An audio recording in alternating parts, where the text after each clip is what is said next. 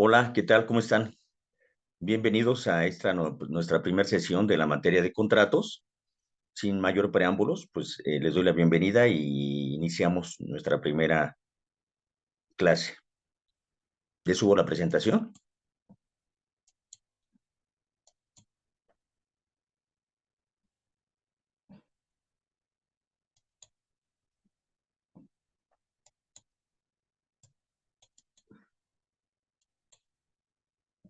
Bien. ¿Cómo ubicamos nuestra materia o dónde ubicamos nuestra materia de contratos en el concepto, en las ramas del derecho? Recordemos aquí a este autor que es Jorge Jelinek. Y él es un jurista muy importante que crea la teoría de la calidad de los sujetos. Y Jorge Jelinek divide al derecho en dos grandes ramas, al derecho privado y el derecho público. Y señala que el derecho privado es aquel que regula relaciones de coordinación. Los sujetos se encuentran al mismo nivel y cuando interviene el Estado lo hace como un particular. Es decir, que el concepto o la idea que tenemos del derecho privado en el sentido de que es aquella rama del derecho que regula relaciones entre particulares es una teoría ya superada.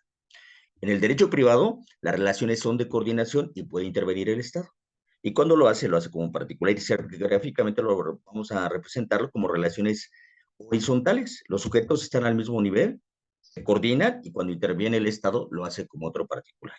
A diferencia del derecho público, regular relaciones de suprasubordinación, siempre interviene el Estado como en su carácter de autoridad.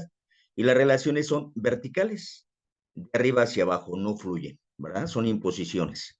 ¿Va? Y existe una tercera rama del derecho que es aportación de la cultura jurídica al mundo, es el derecho social.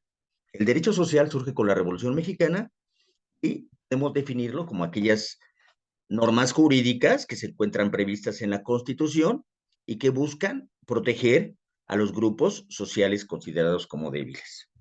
Uh-huh. Materias incluyen cada una de estas ramas. Pues a nosotros lo que nos interesa es el derecho privado y ahí vamos a encontrar nuestra materia, que es el derecho civil y el derecho mercantil. Recordemos que ahí las relaciones son de coordinación y son relaciones horizontales. Y una característica importante del derecho privado es que ahí opera el principio de autonomía de la voluntad, que es fundamental para entender el derecho privado, al derecho civil y al derecho mercantil. ¿Va? A diferencia de otras materias, como dijimos que es el derecho social, que comprende al derecho agrario, el derecho laboral o del trabajo y el derecho a la seguridad social, y las diferentes materias se van al derecho público. Entonces ya ubicamos nuestra materia, que es el derecho civil. Ahora, ¿cómo definimos el derecho civil? Eso ya lo hemos recordado, lo vimos en otras materias. Pero en términos generales podemos decir que el derecho civil es una rama del derecho privado. Recuerden, el derecho privado regula relaciones de coordinación, ¿sí? O relaciones entre iguales. Uh-huh. Y puede intervenir el Estado, ¿sí? O también podemos señalar que es un sistema de normas jurídicas de derecho privado, ¿va? Que tienen por objeto regular tres materias fundamentales. ¿Cuáles estas tres materias? Lo referente a la personalidad, personalidad, patrimonio, de las obligaciones, contratos, es importante, nuestra materia, y la vamos a encontrar, el derecho de familia, otro tema interesante del derecho civil. Esto es, recuerden, aquí en la Ciudad de México, porque en otros ordenamientos el derecho familiar está separado y es una rama autónoma.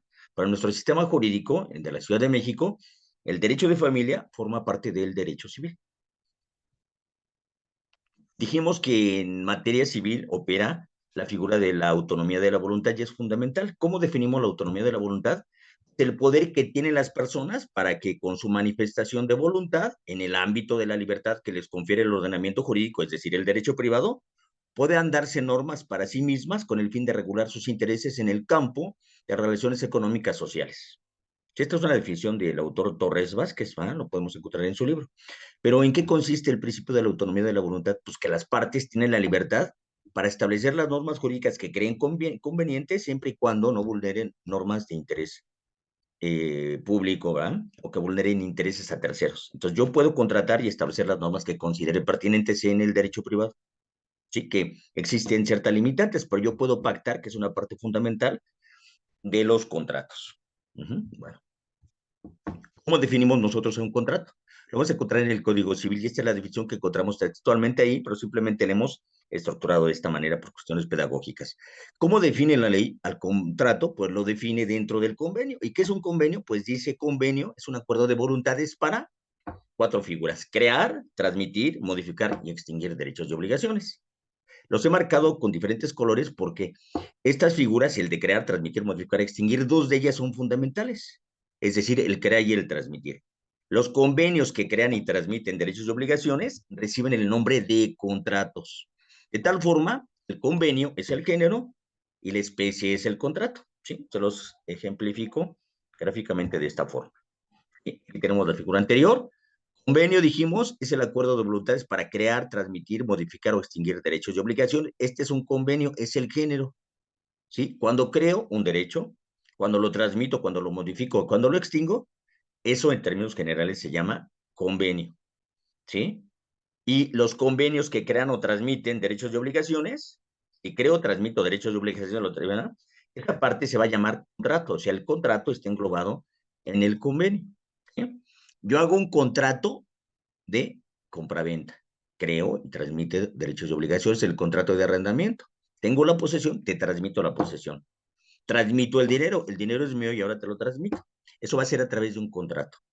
¿Sí? No puedo decir que un contrato es aquel que extingue un derecho. ¿Sí? Quiero dar por terminado un contrato, una obligación. No lo voy a llamar contrato, se va a llamar convenio, convenio que extingue un derecho o lo modifica. La renta era de 100 pesos y la quiero subir o la quiero bajar. Quiero que sea ahora de 120. Eso se llamaría un convenio modificador. Sí, no sería un contrato y se lo agrego al contrato, ya sería muy sencillo establecer ese convenio. Sí. Pero recuerden, un contrato, ¿cuál es? El que crea o transmite derechos y obligaciones. El contrato es la especie porque se engloba dentro del género, que es el convenio. Y no puedo llamar un contrato, repito, cuando modifico o extingo.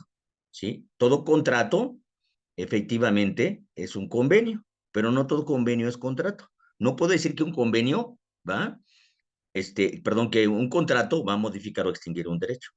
Recuérdenlo. Que un contrato, perdón, va a modificar o extinguir un derecho, ¿no? Siempre los contratos van a crear o transmitirlos. Bien.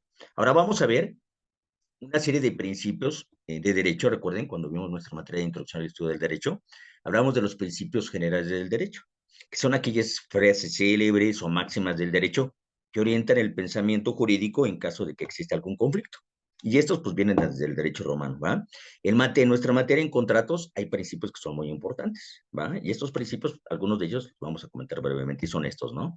El contrato es ley para las partes, ese es fundamental. Recuerden que el contrato es una fuente de las obligaciones. El que paga mal, paga 2 veces. En los contratos va a establecerse del pago. Y si sigo las reglas y las establezco de manera clara y las cumplo, pues no tendré mayor problemas. Pero si no son claras o no las cumplo, pues viene un problema. Dice, los contratos se cumplen, casi en servanda. Los contratos se deben de cumplir porque pues obviamente es una fuente de las obligaciones. Otro principio, dice, el contrato no perjudica a los que no intervienen en él. No puedo obligar a una persona que no forma parte del contrato. Eso es prácticamente imposible en términos jurídicos. Lo que abunda no perjudica. Sí, porque vamos a ver que en la redacción de contratos, a lo mejor dice, oye, es que es muy repetitivo, es que podría quedar se escucha mejor, preferible que sobre y que no falte. Es una cuestión fundamental. Y eso también, obviamente, en los procedimientos, en las demandas o en las contestaciones, que no quede duda que es lo que yo quiero señalar o que quiero establecer. Y una parte importante dice, sin consentimiento no hay contrato. ¿Se acuerdan los elementos del acto jurídico? También van a ser los elementos de los contratos que vamos a ver en sesiones posteriores. Entonces, el consentimiento es un elemento esencial de existencia de los actos jurídicos y de los contratos. Y bueno, nos adelantamos, ¿verdad? Y podemos señalar que en materia de contratos no existen contratos solemnes, eso lo tenganlo presente. Si bien existen la solemnidad, que es un elemento del acto jurídico, no va a ser un elemento de los contratos, una materia, perdón, fundamental y un concepto también básico. Estaremos en un grave error si decimos existen contratos solemnes, no, no existen contratos solemnes, sí existen actos jurídicos solemnes, pero no contratos. Bien, entonces vamos a ver ahora la estructura de estos contratos. Hablar de la estructura de los contratos no está regulado en la ley, más bien vamos a acudir a la doctrina o al expertise. Ustedes en el desarrollo de su carrera van a estructurar una manera muy particular de redactar sus contratos, pero prácticamente tendría estos principios, ¿verdad? O esta estructura que sería el prototipo. ¿Sí? ¿Cuál sería esta? Primero, existe un proemio, puede ser en una demanda. ¿Sí? También le siguen declaraciones, Las cláusulas, que es una de las cosas más importantes, estas cláusulas a su vez pueden ser de tres tipos. ¿Cuáles son? Son cláusulas esenciales, aquellas que no las podemos modificar. Las naturales, ¿va? Que existen y se aplican aunque no las invoquemos o se pueden renunciar de manera textual. Y las cláusulas accidentales que existen solamente si las partes las pactan, los vamos a ver más adelante, pero ahorita simplemente las vamos a anunciar. Y después otra parte que sería la suscripción o la firma, y unos elementos que serán anexos que vamos a explicar brevemente en qué consisten, ¿no? Vamos a explicar brevemente cada uno de estos, ¿sale? Muy bien. Entonces, ¿qué es el proemio? El proemio, pues lo podemos identificar como el encabezado, ¿sí? Y señala, pues, quiénes son las partes en el contrato, el nombre de cada una de ellas, el nombre del contrato, ¿verdad? Sí, y qué denominación van a tener cada una de las partes en forma general. Un ejemplo lo tenemos aquí, ¿verdad? Este sería el proemio de un contrato de compraventa, y sería esta redacción: contrato privado de compraventa que se celebran por una parte Marcelina Vázquez Valencia, por su propio derecho, quien en lo sucesivo se le denominará la parte vendedora. Y por la otra parte, Rubén Piña Guzmán, quien en lo sucesivo se va a denominar la parte compradora, al tenor de las siguientes declaraciones y cláusulas. Esta es una redacción, pero podemos agregarle algunas cosas y quitarle o suprimirlas. Ustedes lo van a ver a lo largo de la carrera o en su vida profesional y pueden ir estructurando pues también su forma de hacer contratos. Pero esa sería, repito, la parte general. Sí, esto se llama proemio. Bien. La segunda parte son las declaraciones. Y en las declaraciones, por regla general, se van a señalar aquellas partes, las generalidades de cada una de las partes, ¿sí? Nombre, nacionalidad, estado civil, edad, ¿sí? Su estado civil, si son casados o no, si son personas físicas. ¿Qué pasa cuando comparece una persona moral? Pues vamos a señalar los antecedentes, ¿verdad? De su acta constitutiva, quién lo va a representar. Una parte importante también, ¿sí? Es si se requiere una capacidad especial o no. Recuerden que existe una capacidad general y una capacidad especial. Si se trata de un contrato de prestación de servicios, yo tengo la capacidad, los conocimientos suficientes, tengo las calidades que la ley me permite, yo como sujeto participante soy el propietario, tengo las facultades especiales o no. ¿Sí? Y una parte también importante de las declaraciones es que ahí puedo señalar motivo o la causa que motiva la celebración del contrato. Esto va a ser muy importante cuando nosotros vamos a invocar un vicio, ¿verdad? En el contrato si existe el error. Es que yo celebré el contrato con esta finalidad y resulta que la realidad cambia, ¿sí? Entonces tengo que señalar ese motivo y lo vamos a ver más adelante cuando veamos la estructura de los contratos y del acto jurídico. Pero esta sería la parte de declaraciones y se ubica muy fácilmente los contratos. Después vienen las cláusulas, que es lo más importante para nosotros, ¿verdad? ¿Qué son las cláusulas?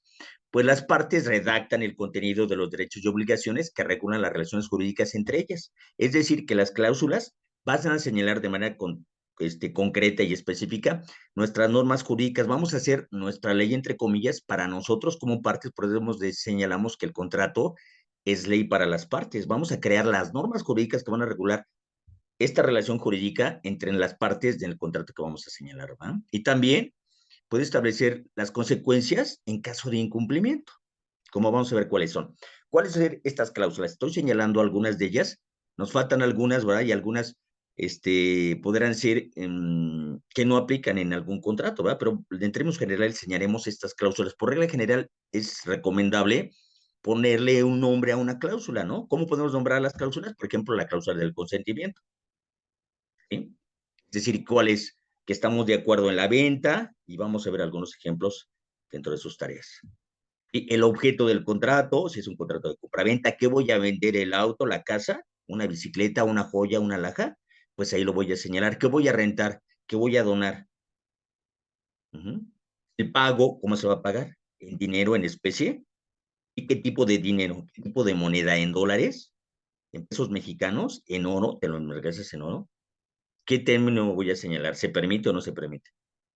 Domicilio. Domicilio, el domicilio genérico, el mío, que lo puedo señalar dentro de los generales, o bien el domicilio para comprar, para cumplir la obligación o para notificarme. Existen diferentes tipos de domicilio. Las obligaciones especiales de la parte actora o de la parte vendedora. Una cláusula penal que vamos a analizarla. ¿Qué es una cláusula penal? Bueno, lo analizamos más adelante. Modificaciones al contrato. ¿Cómo modificar el contrato? Pues lo puedo pactar con ciertas reglas. Causas de rescisión también es una parte importante para señalarla, ¿no? La suscripción también va a dar otra, ¿no? En caso de conflicto, ¿qué va a pasar? Estas cláusulas puedo agregarlas. Uh-huh. O en caso concreto, cuando voy a entregarte la posesión de un bien, si te voy a pagar en abonos, ¿va? En fin, cosas que puedo señalar si la venta se hace ad corpus, ad mensura, son cláusulas que yo puedo agregar de manera particular, es decir, como si yo hiciera un traje a la medida para el acto jurídico que pretendo realizar. Bien, la jurisdicción que hemos comentado, y recuerden que dijimos, existen 3 tipos de cláusulas que vamos a analizar más adelante, ¿verdad? El otro elemento de la estructura del acto jurídico, perdón, de los contratos es la suscripción. ¿A qué se refiere esta suscripción? Se refiere a la cláusula, ¿sí? En la cual, ¿sí? Las partes legalmente van a manifestar, van a acreditar o van a perfeccionar su voluntad y consentimiento con el contenido del contrato. ¿Y esto a través de qué va a ser? Pues a través de la firma. O sea, la suscripción es eso, ¿no? Las partes manifiestan y aceptan y firman el presente contrato en la Ciudad de México a tales horas de tal día. ¿Sí? Y es la firma un elemento importante que vamos a analizar. ¿Qué pasa con la huella digital? Es importante también ponerla. ¿Qué pasa si en el contrato no hay firma? Pero si está el consentimiento, pues la firma es un elemento fundamental y es un elemento de forma de los contratos y de los actos jurídicos, sin el cual, pues obviamente, va a producir una nulidad relativa. ¿Sí? Bueno, y la otra parte que dijimos que son los anexos que pueden o no existir. ¿Qué va a pasar con estos anexos? Pues son los documentos adjuntos a un contrato inicial, ¿sí? A lo que se menciona, que añade información y que se anuncia en el contenido del contrato. Por ejemplo, en mi identificación, ¿quién comparece? Se identifica con el INE y se anexa una copia del INE. Entonces ya quedaría en el anexo. Puedo agregar, por ejemplo, un poder notarial, ¿sí? Cuya copia se anexa al contrato, ¿sí? Puedo señalar un antecedente, ¿va? Que hay un convenio, hay un contrato principal, ¿no? Y puede señalar ese antecedente y se anexa, ¿verdad? Para que quede documentado. Algunos planos, ¿verdad? Algún calendario de pagos, una relación de bienes, por ejemplo, un contrato de arrendamiento. Y se hace una relación de los bienes o de los anexos que se encuentran, como serían focos, puertas, llaves, apagadores, etcétera. Eso yo lo puedo agregar como un anexo y lo puedo señalar. Puede o no puede existir, ¿sí? Bueno. Entonces, seguimos con esto y vamos a ver, dijimos, que la estructura del contrato, dijimos el promemio, las declaraciones, las cláusulas, suscripciones y los anexos. Entonces, vamos a profundizar un poquito más en las cláusulas, que son las más importantes, ¿verdad?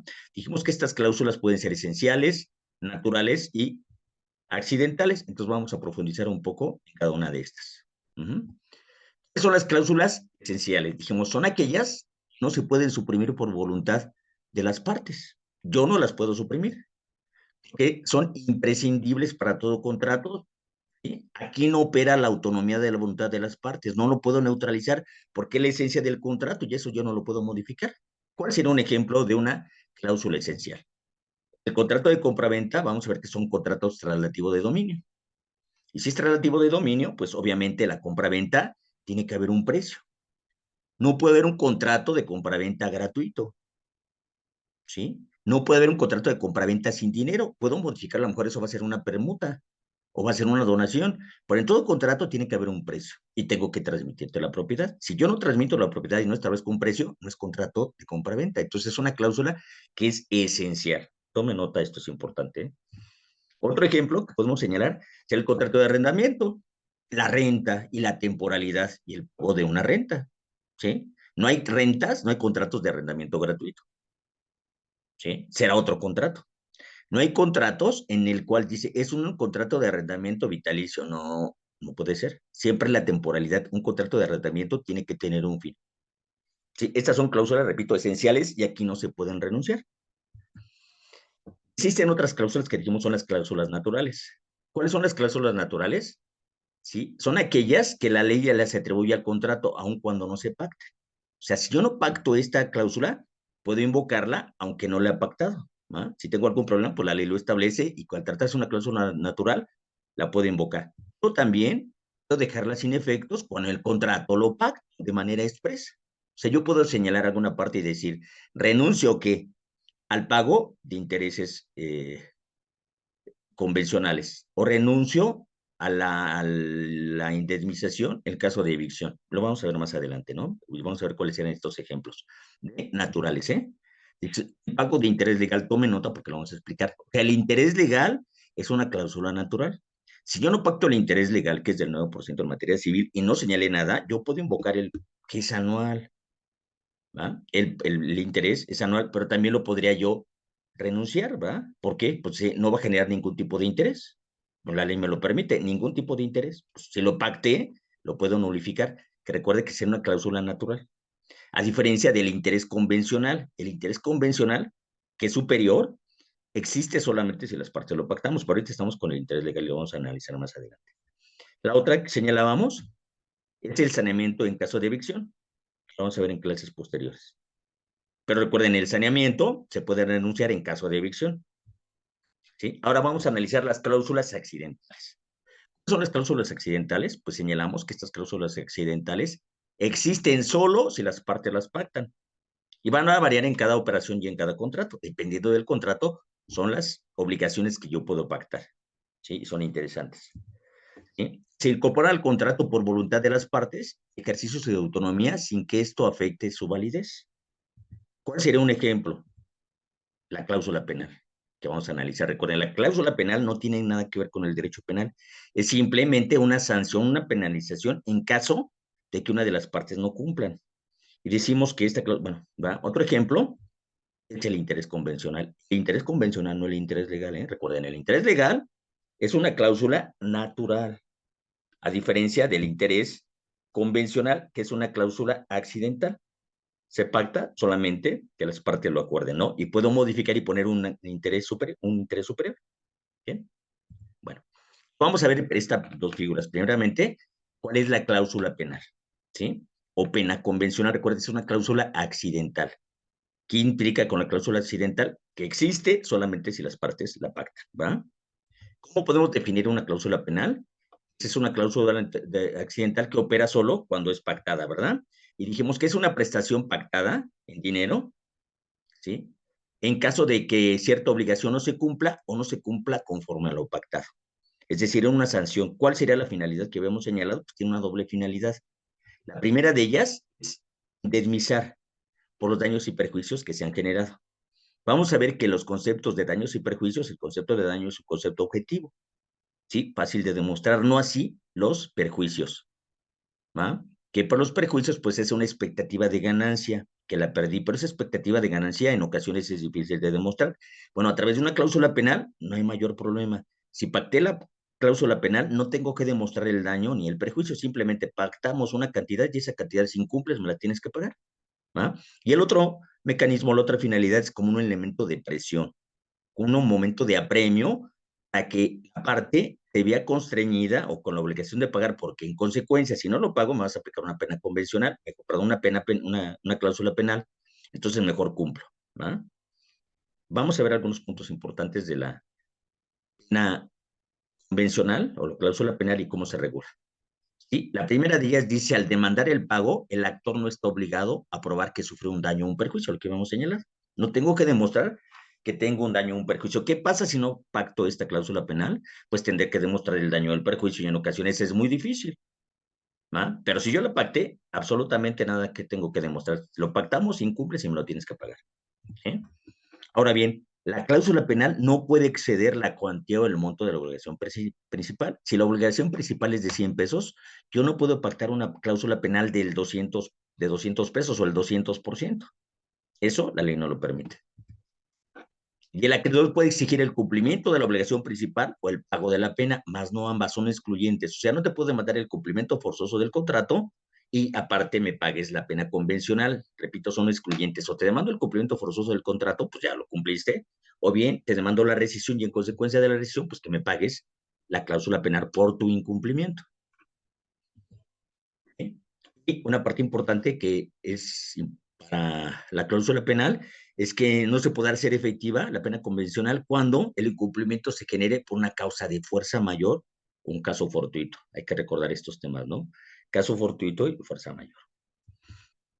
Y el último, ya para terminar nuestra sesión, vamos a hablar algo del interés. Recuerden que puede ser una cláusula natural o una cláusula accidental. La cláusula natural, ¿se acuerdan? Son aquellas que se pueden suprimir por una disposición, pero las puedo invocar sin que yo las hubiera pactado en el contrato. Pero sí las puedo suprimir. Y las cláusulas accidentales existen solo si yo las pacto o las creo. Entonces vamos a ver la primera, vamos a ver cuál es el concepto de interés. Cuando hablamos del interés, lo vamos a encontrar en el artículo 893 y habla de los frutos. Sí, habla de los frutos industriales. ¿Ah? Y primeramente nos da un ejemplo. Aquí en la definición tenemos el artículo, cómo lo define, y le subrayo lo que hace de referencia a los frutos. Dice, todo aquello que no siendo producido por la misma cosa, lo que es producido, no es sido directamente y viene de ella, ¿sí? Por voluntad de falso, porque lo establezca la ley, se considera un fruto. Recuerden que los frutos pueden ser industriales, los frutos naturales, ¿sí? Los frutos, pues de una planta, una manzana, un árbol, pues da frutos naturales. Y los frutos industriales son los que derivan de las rentas, de los bienes que se producen por una fábrica. Entonces vamos a ver qué pasa con los réditos o con los intereses. ¿Sí? Dijimos, los frutos que se producen por la renta de un bien mueble, ¿sí? O los réditos del capital se consideran frutos industriales. ¿Sí? Los réditos e intereses son frutos del capital. Yo presto dinero, el dinero te voy a cobrar un interés. Ese interés es el fruto que me dé el dinero que estoy prestando. Si yo voy a un banco y pido dinero prestado, o le pido al vecino una cantidad de dinero y acordamos un interés, ¿ah? O réditos, ese interés o rédito es el fruto que me dé el dinero. Y eso es legal. ¿Ah? Ahora bien, ¿cuál es el interés legal? El interés legal está regulado en el artículo, lo vamos a ver en la ley, en el Código Civil. Y el interés legal, decimos que es el precio a pagar por utilizar una cantidad de dinero en un periodo específico, establecido exclusivamente por la ley y no entre el deudor y el acreedor, a modo de indemnización por el incumplimiento de una obligación. Ese sería el interés convencional. Cuando hablamos del interés legal, repito, es el que está establecido en la ley. ¿Va? Y lo vamos a encontrar en el artículo, ¿va?, que hemos estado señalando cuando habla del mutuo con interés, que es el artículo 2394 y el 2395 del Código Civil Federal.